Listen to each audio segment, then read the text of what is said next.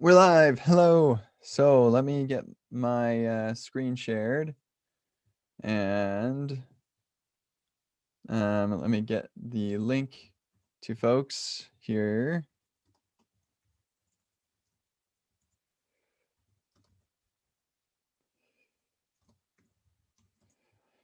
And I'm not sharing my screen. I just realized, or I didn't just realize, I just haven't done it yet. 1 second. I just want to get this fixed up.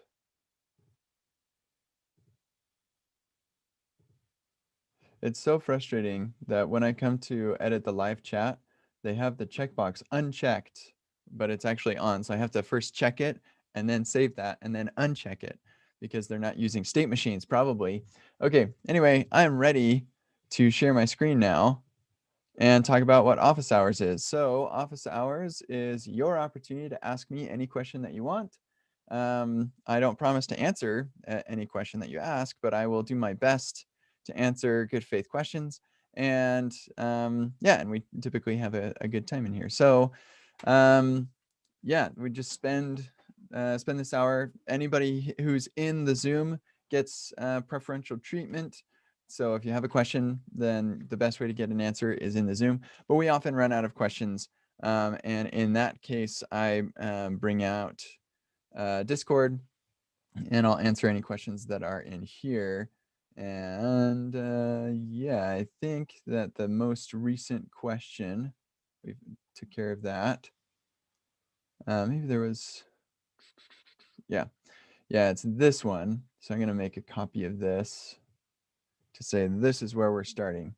Okay, but that's actually not where we're starting. We're starting in the Zoom. So who here has a question? Good morning. Good morning. So I have a question about, I've been going through your Epic React course, which I'm really liking. Congratulations on that. Thank you. Um, and I have a question about use ref because I understand the concept and the theory, but I'm not sure that I really understand Like there was something else I was gonna. how it works. And so you use it on this hook, this async hook, a couple times, and I'm curious. So you use it with use safe dispatch, that thing, and you for the is mounted. And I'm wondering why, like, what's the difference between using use state and use ref in that case? Yeah, that's a great question. Man, I feel like I should have a blog post about that, but I don't think I do. Let me just check really quick. Yeah, because that's a great question. I should definitely write a blog post about this. So the difference between use ref and use state is actually you can explain the difference in a single sentence, and that is changing a ref will not trigger a re-render. That's the difference. So let's talk about like what implication that has in particular with this make safe dispatch with use callback and use ref and use effect. I'll pull up the actual code because I think that will make more sense if I do that. So let me bring that over here and I've been coding a little bit, so I need to re-enable my live stream settings. Ah, there. Okay. So, oh crap. I just closed it again. We're on exercise 2. We'll look at the final version right here. Okay, so the use safe dispatch is this custom hook that we've created right here. And we're using a ref to keep track of the mounted state. Yeah, I don't know I don't know why I have this comment here. I should just put this right here. I actually wrote a blog post about this, or I updated my blog post. This is unrelated, tangential. I'll just mention this really quick. I updated my use effect versus use layout effect blog post to indicate the one special case where you want to use layout effect, and it is to make sure that other effects will get the latest value. So this should really be use layout effect, and that's what this comment's about. Anyway, so why are we using use ref? So if we refactored this, we could say use state mounted or maybe we'll call it is mounted, and it initialize that to false because it's not mounted yet. And then in our use effect, we could say set is mounted to true. And then we have our cleanup function, which is going to call set is mounted to false, right? And then here we just say is mounted, and we don't need that. Of course, we would need is mounted. Okay. And what is this complaining about now? Whoops. Oh, and it needs dispatch too. Okay. So let's talk about this. If I were just straight up refactoring it from one to the other, this is the code that I would end up with, but there are a lot of problems with this code. So the first problem is that anybody that's using use safe dispatch, when that use effect runs, so after that first render, we're going to trigger a re-render immediately, because we're calling set is mounted. So now this component, or the component that uses our use async hook, is going to render once just for its initial render, but then it will immediately re-render because of the state that we're managing for that. So that by itself is reason enough to not do this. The next problem is that actually, I think this is the only other significant problem. We're calling a state updater function after or when a component has been unmounted, which is the entire reason that we have this use safe dispatch function in the first place, is because we don't want to update state on an unmounted component. And so, yeah, it kind of nullifies the entire reason we do this. So that's why we use a ref in this case. And just in general, a ref is just a container of state that you can mutate over time without triggering re-renders. That's what it is. Before, I don't know how long you've been using React, but if you've been using React for a while, the only time you ever used a ref was for getting a reference to DOM nodes. But that's not the only time you could use it. The reason that you only used it for DOM nodes is because you had instance properties on your classes. Like we can have our class counter right here. And so now state is an instance property. Increment is also an instance property. You could have like my thing is an instance property. So you could have these different instance things, and you could say this dot my thing equals blah or whatever, and that wouldn't trigger a re-render. So you would use the instance of the component to manage this sort of thing. But with function components, we don't have that. We don't have an instance of a function component. React maintains an instance sort of in its internal workings, just so that it can associate hooks to that specific instance of the component. But we don't have an instance. We can't use this. And so instead, we use refs to be able to have some state that we can modify without triggering re-renders. Does that answer your question? Yeah, that does. Thanks. Thanks. Yeah. That's really helpful. Good. Who's next?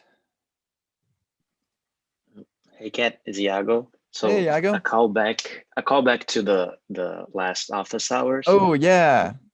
I'm gonna send the link here on Discord. So in those two cases where I passed the reference, I should get the latest the way that you did, but I only get the latest callback if I pass the ref and then call the current. You can try and uncomment the parts that I commented so you can see the logs. Okay. So comment this, swap these two. Okay. Yeah, and then the return on the use the bounds. Okay. Okay. And then you watch the logs, the console. So like if you increment now, you're gonna see that you get the latest callback. But when you only pass ref.current, you only get the first one. So you get always 0. Oh yeah.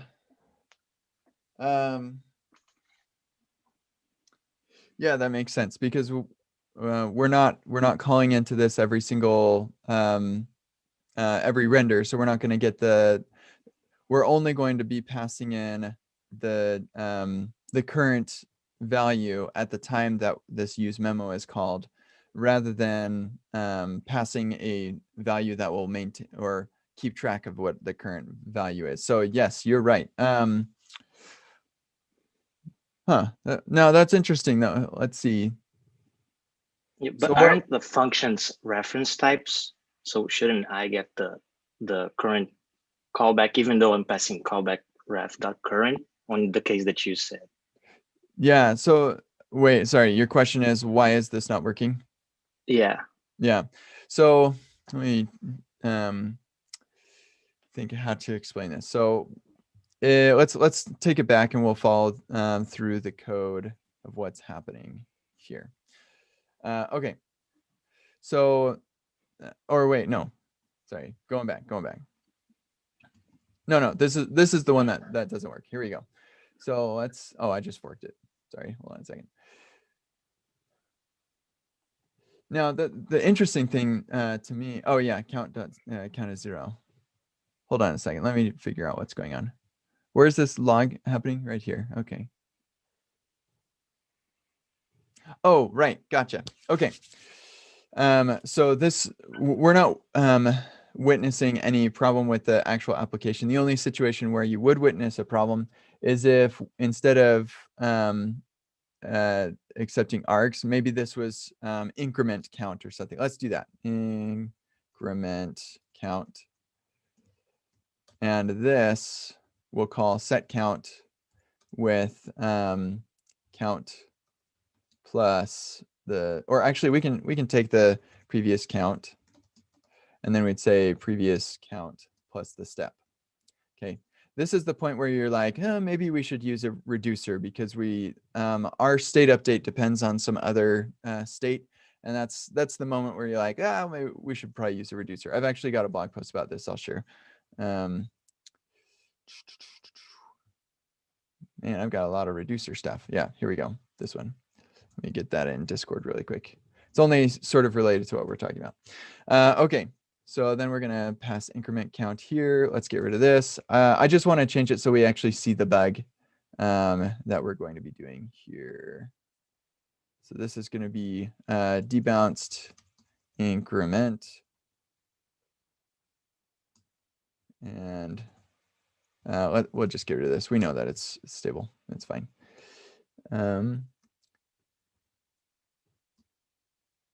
Oh, that's increment, and that's, oh, shoot. Okay, we'll just have to do this for both of those. There we go.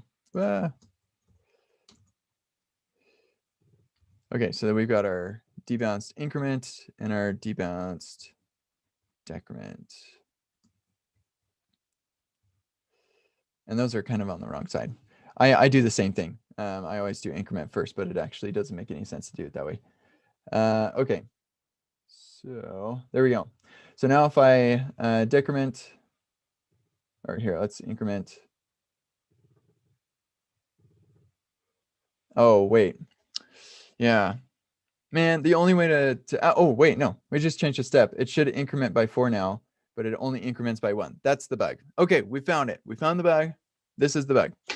So, and the reason that this is happening, presumably, well, what we can observe is that step is still 1, even though we've changed it to 10. So it's only, well, and now decrement is incrementing it. Did I? Oh, I messed this up. This needs my minus. Okay, different bug. Okay, yeah. So now I decrement it. Decrement. What the heck? Okay, let's refresh. I don't trust the hot module replacement. Here we go. Increment by 1, and then I say let's increment by 10, and it still increments by 1. That's the bug. If I decrement, it will only decrement by 1. So what's happening is we're hanging on to the original step, the original value of the step at the time that this function was created. Okay, and so that should tell you that we've got a stale closure here, and that's like the whole reason that we're using this use debounce with this use layout effect method and all of that. The whole reason we're doing that so we can just have the latest version of the function. We don't really care about like stale closure. We just want the latest version of the function. And we're not getting that with this solution. So the question is, why is this solution not working? And why does it fix it to pass the object itself? So if we follow through the code as we go, we say, okay, we're going to mount this app. We're going to create all of these state variables, and we're going to create these, or we're going to call this use debounce. So we'll pass increment count to use debounce. That'll come into here. And I'll say, okay, here's the callback. We'll initialize our ref. Now this callback ref is an object that has a current property that's pointing to the callback that we created. Now, just keep this in mind. The callback that we created was this increment count that had a step set to 1. Okay, so that step will never change. You cannot reassign that step unless you were to do something like let and then say step equals 3 at some point. Then actually that would change, but this is not how we do state changes in React. It leads to all sorts of bugs, but that actually technically would kind of fix the bug, sort of. Yeah, you can make that work, but I don't recommend it. It would be very confusing. So anyway, we've got this increment count. It's got the step set to 1. That gets passed into our ref. The callback ref.current equals that function. And then we come to this react.useMemo. Because this is the initial mount, then this function will get called, and we're going to create a debounce function. So we come into here, we accept that function, and then we return a new function. This function is another closure, and that closure has access to this function variable binding. So this is the really key point here, is that when you have an arguments list, parameters list, a function receives arguments, it lists parameters. Anyway, so when you have that parameters list, each one of those items in the parameters are a variable binding. And so it's a variable that's bound to a particular part in memory. So it's basically like something like this. If I had let a equal 1 and then let b equal a, now I have two variables that are pointing to the same thing.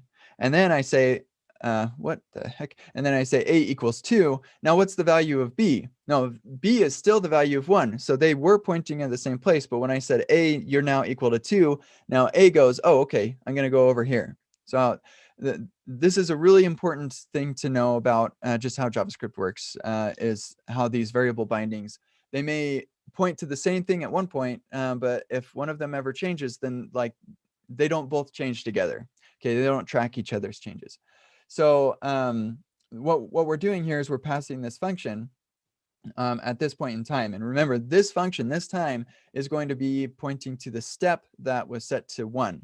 And that will never change. That step will always be 1 for this particular function. Okay, so we continue, we render, everything's good, and then a re-render happens. So we change the step. That'll trigger a re-render. So then we come around here and it's like, okay, my step is now 6. So I'm going to make a new function. So we have the first function, and that's the one that this is bound to, is that first function. Now we're going to make a brand new function, and that brand new function will have the updated step. We're going to call into use debounce with that new function that has the updated step. This use ref argument is going to get ignored. We only care about it for the first one, so it's just ignored. The callback ref will still have a current property that points to the old function. And then we come back down to this use memo, and React is like, oh, the delay never changed, so I'm not going to bother calling this use memo function. And so we'll just keep with the existing debounce function that we had before. And then after all of that re-renders and everything now, so at this point, we've still got the increment count, or sorry, the debounce, the increment count is still the original one with the step at 1. And then after everything is re-rendered, then we call this use layout ref, the use layout effect callback is called. The callback ref.current gets updated, but remember, our code, React doesn't care about that. It's not going to re-render when you change that. This is a ref, so it's a state update that doesn't change anything. And so because this use memo was never called, we didn't get a new debounce function with that new current value. And so yeah, that's not going to take that new function. That function actually just goes away eventually once the references to it are gone. But it yeah, actually, I think it may even get garbage collected because nothing's going to, well, no, it won't because other functions rely on it, other closures and stuff. But I'm not sure actually, but it doesn't matter because it's not, we don't have any references to it. So because we never created a debounce function with that particular current value. Now, interestingly, if we end up changing the delay, so here, let me just refresh because I'm worried this increment is going crazy. So we increment, that gets us to 1. If I change it to 10, we increment, it's still incrementing by 1. But if I change the delay and then I click increment, that's going to go to 10. And the reason that happened is because when I changed the delay, that triggered a re-render, and it also triggered an update to our debounced function because that delay change is going to trigger our use memo to get called again. So hopefully with all that backdrop, let's explain why this other method actually does work. So if I switch back to this one,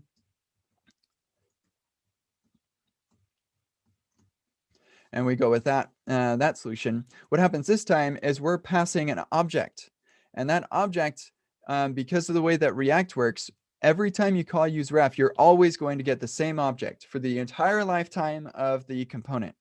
And so because of that fact, and we pass that object to debounce, then when this function is finally called, it's actually getting an object, or it has this object in reference here, and that object is it's always pointing to the same object.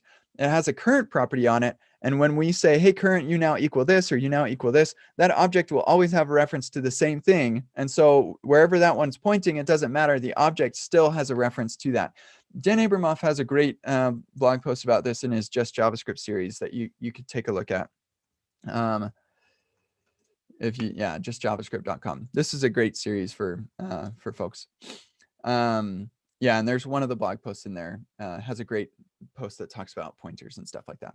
But that's why this is working, is because this this object doesn't change over the course of re-renders. It's the current property that changes, and we're just saying, hey, function, let me get your the most up-to-date version of your current property, and I'm going to call that. And we just keep that up to date in our use layout effect. Now, before I ask if that makes sense or any questions, whatever, I want to say one other thing, and that is you're not going to find a debounce implementation on NPM that is going to call a .current property on the function. I wouldn't want to do that anyway. So what I would recommend is actually kind of a hybrid approach between these two, where instead we go with our naive implementation of a debounce function here. And in here, we just make it an arrow function that calls the current. And we'll want to pass all the args here as well. Now, this is going to solve for that bug that we witnessed, and also be a little bit more flexible with what you normally find in debounce functions, which is I just take a function and I call it after the delay. So yeah, any questions about that? Hopefully that made sense. I think the thing is, I was thinking, since functions are also reference types, I was thinking that it should be pointing to the same address in memory for whenever I update the callback, but it gets a new address with every render. So it's only pointing to the first address, right? So that's right. Yeah, that's the thing that was bothering me, because I thought it should get the same reference all the time. Yeah. So that's the big difference. That's the important thing, is we're creating a brand new one. They're totally different. The one doesn't even know about the other. They're just totally separate things. Cool. Well, that was fun. I'll go ahead and share this, my fork, I suppose, and then we can move on to the next thing. Any other questions in here before I check out Discord? Hello, Kent. Hi, Mark. Oh yeah, how are you doing? Good. How are you? I'm good. I have a question with React testing, with the mocking components. When we are mocking a component like a redirect component, a React router, or something like that. We mock the component to returning null, but something's weird is happening. The error message is nothing was written from render function, and I already read your post that React testing library has no control of that error message, and I tried several things to get rid of that error, which you recommended the way, and also changed React script versions, but it didn't work. So is there any clever way to fix that bug? Yeah, so I've seen that error message pop up in unexpected situations before, and it always ended up being something weird with the. Actually, quick question, just to verify. Do you observe this happening only when you have coverage enabled, like code coverage enabled? Or does this happen all the time? It's happening all the time when I, especially when I created React app. Gotcha. It's happening all the time. Okay, so normally when I see that error message pop up, it's because some weird code transform with the coverage, the way that they instrument the code for coverage. But if it's happening all the time, that's not what it is. You don't happen to, like, you're not able to share your screen with me, are you? That might make things a little easier. Okay.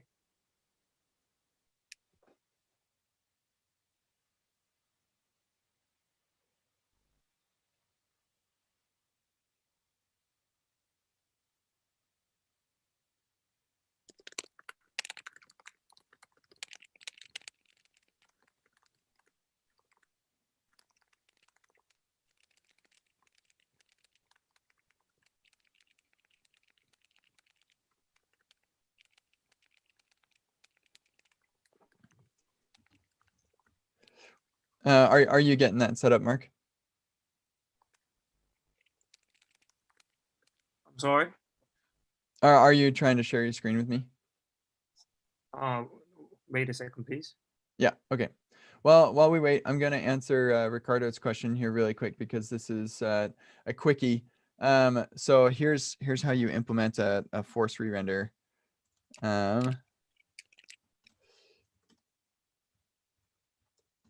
Or you could call it force update. React use reducer. Yeah.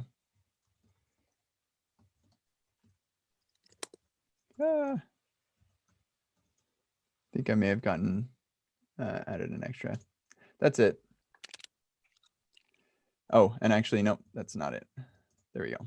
That's it. That will trigger a re-render anytime it's called. It's kind of fun. Every time you call it, then your reducer is returning a brand new object, which will trigger a re-render. And is it kosher to have this in your code? So I wouldn't say it's kosher. If you have to force a re-render, it's because you're mutating state that should probably be stored in state. But my guess is that, like, sometimes when you're doing fancy things, sometimes you do want to have control over when state updates and when it doesn't. I've never read this in full, so I don't know what their force update usage is. I guess while we're still waiting, Mark, feel free to interrupt me when you're ready. Okay, thanks. You are ready? Or no? Okay. Not yet. Okay, you're good. So yeah, here, let's see what they say.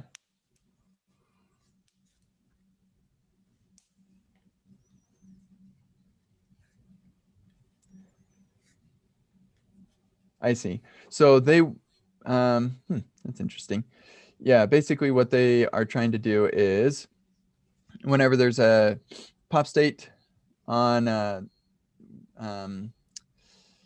URL, they want to trigger a re-render so they can re-render the UI based on that state change.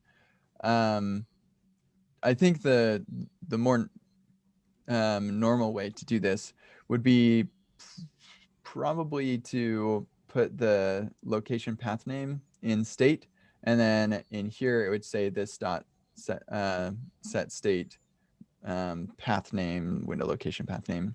That might be the more normal way to do this, but it's possible, because Tyler's a really smart person. I'm sure he wouldn't do this if it didn't make sense. But it's possible that there are other reasons that we'd want to do the force update as well. And I'm not sure. Let me see. What else are they using in here? They also rely a lot on class instances, so component instances. So maybe that's why. Yeah. Yeah, I imagine if they were to rewrite this using hooks, they might not do it the same way. Because I don't really see any reason why you couldn't just put the window location in state and go with that. But I mean, I do the force update thing in my workshops, but that's mostly for demonstration purposes, to say, we're going to pretend that this component is inside of a bigger one, and that one re-rendered for some random reason. Let's see what our component does when its parent re-renders. And that's why I do that. I do that a lot in the React Performance Workshop to say, hey, let's optimize for when our parent re-renders, like right here. That's what force re-render does. Yeah. I'll look at React Router the newer version. This is really kind of old, this blog post. Yeah. Let's see if they already changed it to function components too. Yeah, I don't think that they've tried to build your own React Router v6 or anything, but that would be cool. Thank you. Yeah. Are you ready, Mark, or still working on it? Okay, I'm ready. All right, I'll share my sweet. screen. Let's take a look.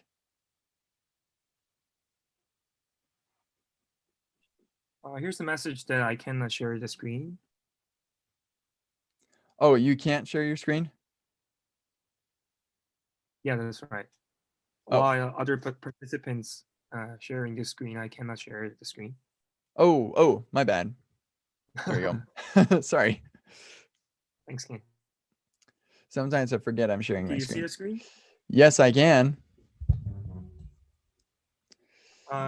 This is the same code of your testing course, and I just moved the code into the new Create React App project, and we're mocking the redirect component, and error message shows like this.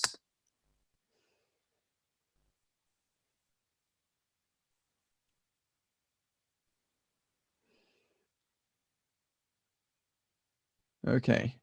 So the reason that the code frame is showing the set is redirect as the error location is because when you call that, it triggers a re-render, and then the redirect component is the thing that's getting that's not returning the right stuff. So yeah, I'm not sure why this is happening. Let's make sure. Could you go back to the implementation? Is it React Router or React Router DOM? Is my question. Yeah, React Router. Okay. Router. So, that like looks basically, if I'm not mistaken, that's identical to what I have. Let me just make sure that it's working. Sometimes things change. So let's go to this is the testing React apps, or no, this is React testing library course. Okay. Let me just get that running and make sure that it's still working for me. Expect it to work, but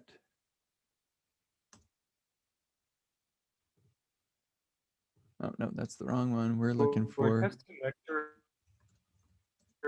repository works, and it's just using KCD scripts, and I cannot figure out how to fix that. Okay. Hold on just a sec. Let me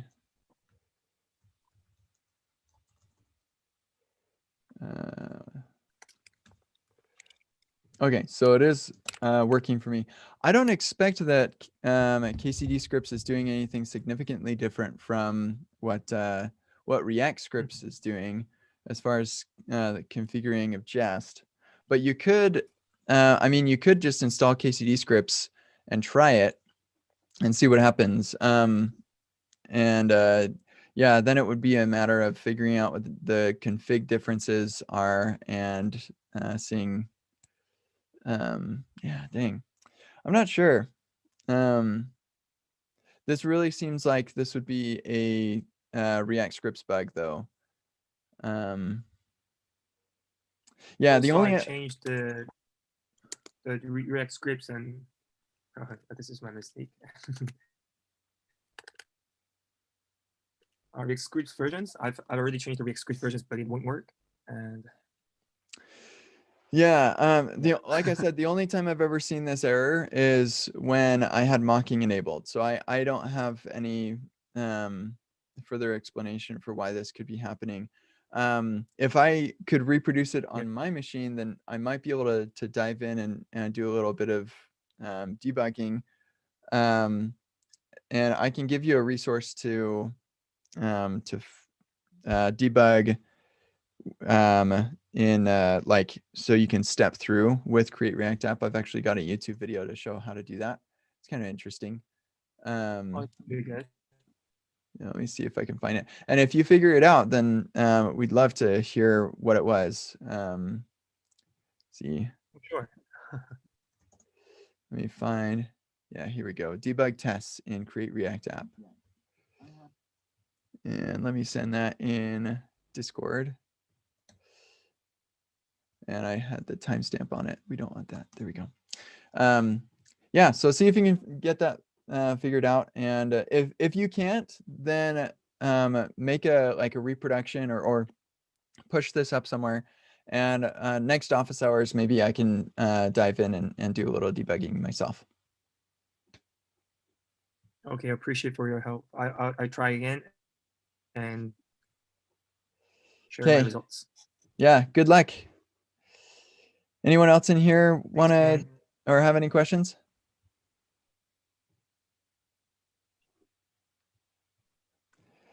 Okay, sweet. Then I'll just move over to Discord. And if anybody in the Zoom has a question, then you get priority. So feel free to ask. Okay, so a little discussion about the user event, how it was going to be brought into testing library, and now we're moving away. So to be clear, or just for everybody's benefit on this, a few months ago, man, was it a year ago? Let's see. Yeah, okay, no, just a few months ago. I was finally convinced that user event was pretty solid. I wanted to get it all up to date and everything, and so I did, and I thought, this is pretty good. Let's just build it in. I recommend it for most of the time. I think that we should just build it in. And so I did a whole bunch of work to make that happen. And then finally, I ran into a pretty significant bug, and I ran into this when I released a beta version of the built-in version, and then went to the Bookshelf app and tried to integrate it there, and I ran into this problem. So we click on the search button to say, okay, now like I've typed in here, let's click on search, and then I have this wait for element to be removed to wait for the loading spinner to go away. Well, because I had everything mocked, that loading spinner would show up and get removed in the time that it took for this click event, this async click event to finish. And so that caused some pretty significant problems because like you could never, there was no way for you to actually wait for certain things to be removed from the document, or to appear and then be removed, which is an important aspect of this particular test. I wanted to make sure the loading spinner showed up. So like I could change the mocks around maybe or something to make the loading spinner show up long enough, but like I understood what was going on, but I didn't want to release software that people would run into stuff like this all the time and not understand what was going on. And so like I found a workaround, but I didn't want to release workarounds either. They'd do this, like this is the natural thing. Click on this and then wait for the loading spinner to go away. Like that's super natural. So this is the thing that stopped it all. And I put everything back into regular user event, and user event actually works today. And the reason that it works is because I actually removed the async nature of all of the events except for type when you have a delay specified. So everything is synchronous except for when you have type with a delay. So we actually could probably build it in with that behavior, but I just don't think that's accurate. It's not correct. When a user does, goes to click, they fire the, mouse enter, mouse over, mouse down, all the pointer down, and then the click event. All of those things happen on different ticks of the event loop. They don't all happen synchronously when the actual user does it. So it's incorrect. And that's why I don't want to build user event into DOM testing library, because it's not 100% delivering on the promise that it offers, in that it's simulating what an actual user is doing. Those events are not fired synchronously. But the reason that it is the way that it is because it's also not practical to have it be 100% async. Now, like, you could argue with a couple of different things. Like you could say, well, you'd add an option to say sync or async. That's confusing. That adds to API surface area. So I'm not a super fan of that either. So I'm not sure what to do. And that's why user event is still a separate package. So anyway, I'll copy a link to this. And you can feel free to share your opinions, maybe not on this issue. I mean, in fact, since I'm sharing it here, I'm going to lock this conversation. If somebody wants to bring something up, then they can make it a new issue to talk about it. So yeah. Anyway, hopefully that kind of explains what's going on. It's so sad. I was so excited. Like thanks everybody, mention everyone. We're so excited. And then somewhere hidden in these 68 messages is the reason why we couldn't make this work. See, I was so excited. And then just hit one interesting case. Ruins it. It just ruins it. Okay, anyway. Next question.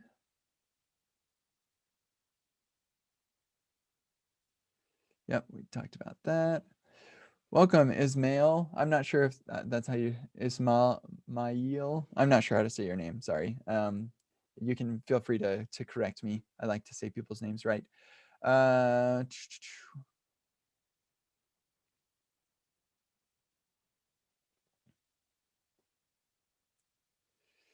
Yeah, okay. So the article that this individual is probably talking about is this one. Where is it? My state management mistake, where I talk about how Redux was my state management mistake. Actually, it wasn't Redux. It was how I was thinking about state. That was my mistake. Yeah, and isn't creating a context at the app level like using Redux? Yes, it is. And so that's why I say my state management mistake is the way that I was thinking about state, not the library I was using. Because in this blog post, I explained that I had used Redux, and then we decided to not use Redux because of the bad experience. And we thought that the library that we were choosing was going to just make everything better. Turns out it didn't, because we didn't change the thing that was the problem.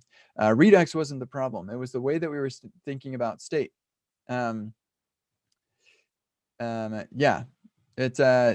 Basically, server cache is not the same as UI state, and they should be handled differently. So nowadays, I recommend using React Query because it's amazing.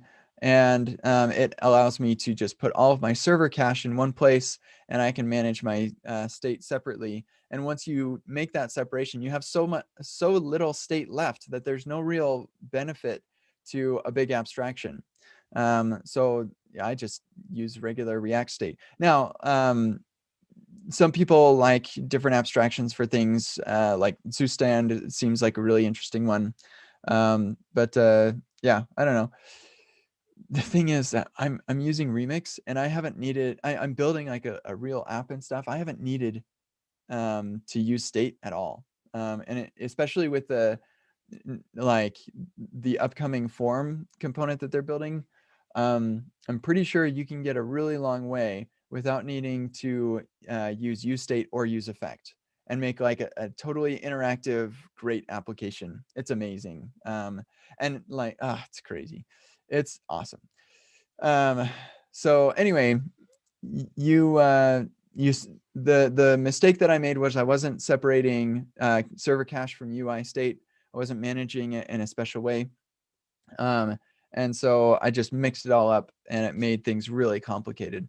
So if you want to use Redux, that's fine. But I don't know why you'd use Redux for the leftovers of like UI state that you have, because most UI state can be co-located with the component that needs it. Like you don't need to put your modal is open state or status in a global store. That doesn't make any sense. So you just co-locate state, and there's nothing left to make global. So anyway, hopefully that is helpful. Okay. Isn't it easier to keep the state only on the URL having sync? Yeah, actually, Yago, that is a great point. So this is referring to this. And yeah, that's a really good point. Because otherwise you're basically synchronizing state. I guess this is what routers do, right? Is they need to, they basically say, here's the source of truth, but when that changes, I don't get a re-render. So I'm going to trigger a re-render so that we can get that update. Yep, that seems reasonable. And rats, Ricardo's not here. So I'm gonna just mention him really quick. Where's the quote?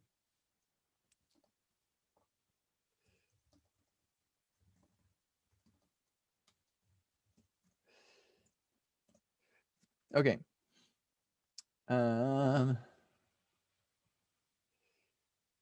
General question.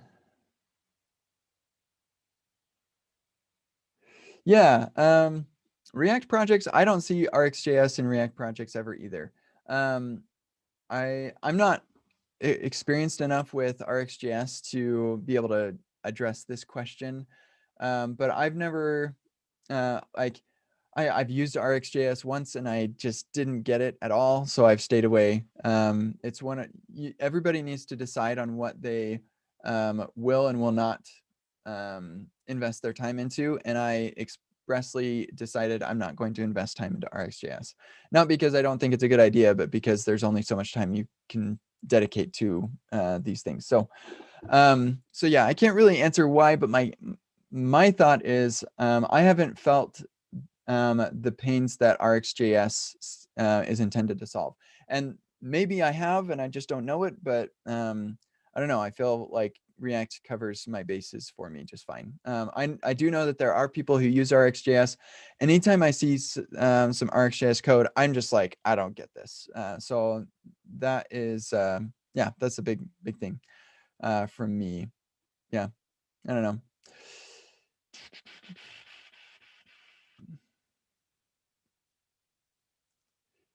Yes, this is King Dara. This is exactly what I said. So what would I have done in those situations? I would hand myself a flash drive. I would go back in time, hand myself a flash drive with a copy of React Query on it. That is the best way to solve my past problems. Yeah. Angular is a huge proponent of RxJS and observables, and yeah, that's just not a thing in React. It's kind of interesting. Cool. Okay, good stuff. Kenny is asking, avoid Redux, easily persist state. Yeah. So if you wanted to just serialize your state and stick it into local storage, you don't need like Redux middleware to do that. It's actually pretty straightforward. It's, in fact, my React hooks workshop will show you how to use effect to do this, and we make a flexible local storage hook that allows you to do, it's use local storage state. It's pretty simple itself. And so I would just, in my provider or wherever I'm managing that state, I just, instead of use state or use reducer, I'd just use local storage state, and then it just magically keeps in sync with local storage. Hooks are awesome. Okay, cool, good stuff. Kenny, and I don't know if you have Epic React or not, because you don't have the rocket. So I will just, I'll share this with you for sure. But also React hooks. This is the workshop, and you can go through that on your own if you want.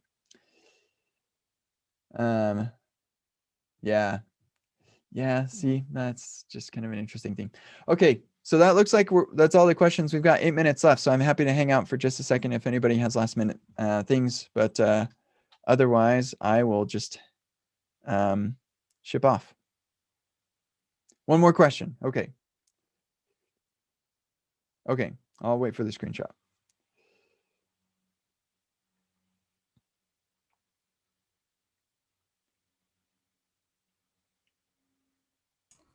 Okay.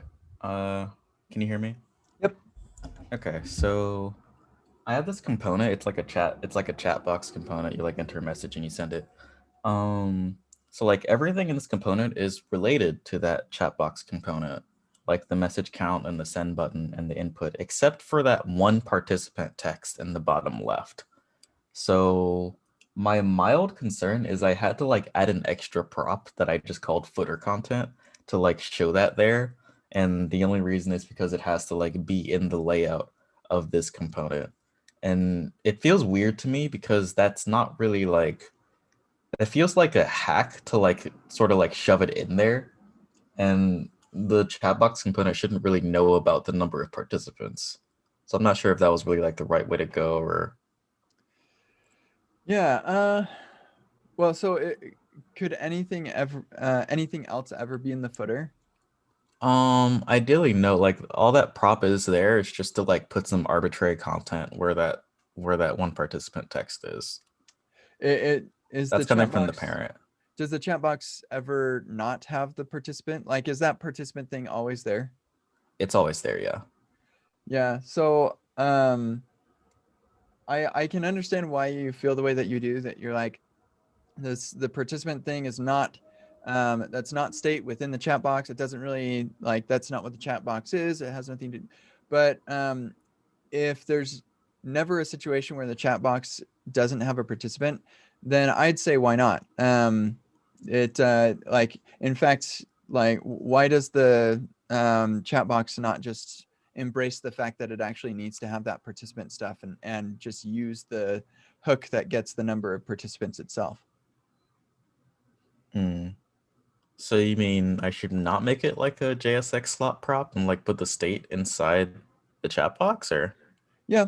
I'm guessing that participant is coming, like, is that state managed by the parent, or it doesn't matter either way? Like, so if it's managed by the parent, then I would just pass the number as a prop and then just render that. If it's like a context thing, then I would just make the chat consume that. And the only reason that I say this is because it doesn't sound like this is truly a reusable component necessarily. It always needs to have all of these elements, and so it just may as well embrace that fact, I guess. Yeah, you're right. It's not really a reusable thing, so that makes sense. Yeah. And in fact, like, I mean, considering it's not totally reusable, I don't know the context of everything else, but another thing to consider is, why is it a separate component? But I mean, there are reasons for it to be. And for I think you've seen this, but for those listening, I do have a blog post about this for like the reasons we break things into multiple components. So it may not need to be a separate component. I don't know. Actually, in this case, I made a separate component for the sake of like keeping some form state localized to it. But yeah. Yeah, gotcha. So you don't want to like re-render the whole parent when those elements change. Nah. Yeah, that makes sense. Yeah. Cool. Hopefully that was helpful. Yeah, that was helpful. A little bit of insight. Cool. Okay, we got another question here. Save state for route transitions. When you go to go for a list to edit form and come back to the same elements in the list. Yeah, so I actually, let me think. I'm trying to think if I've ever done something quite like this. I think I normally, okay, so let's just make sure that we're on the same page. Let's say we're building Gmail. You've got your list of emails, and then you click on one, or let's say, okay, so you've done a search. You're on like page 2 of your search. Then you click on one, and then when you go back, how do you make sure that you're going back to that same list filter and everything? And what I would say is you want the back button to work, and so you would store that state in the URL. And so when the user hits back, or if they hit the back, you have a little button that says back or something like that. That button would just update the URL, and then the URL would update everything else. Yeah, and then if you didn't want to have to go back to the server, you wanted to have some sort of cache or something. First, I would say like maybe why. Maybe why. Just give that a thought. Like maybe we should just go back to the server. But then secondly, I would use React Query, and it would stale while revalidate and take care of that. That's probably what I would do.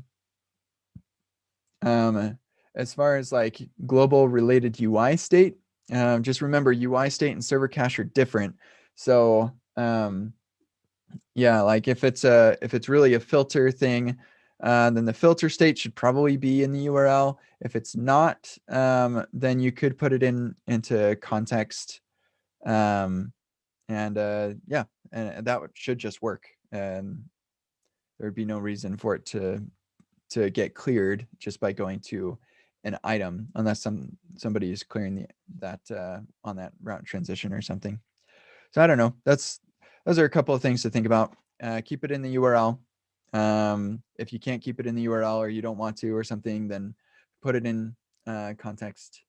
If you're using MobX state tree, then sure, you can use that. That works.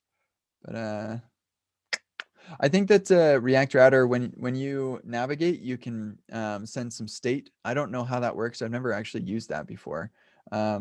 But that is a thing that you can do. And I think that may actually be the solution, because then the state stays associated to that what is it, the entry in history. And so when you go back, then you'd be able to get that state.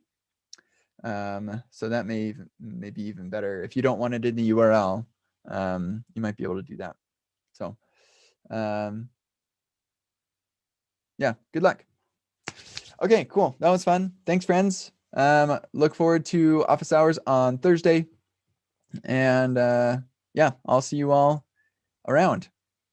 Peace.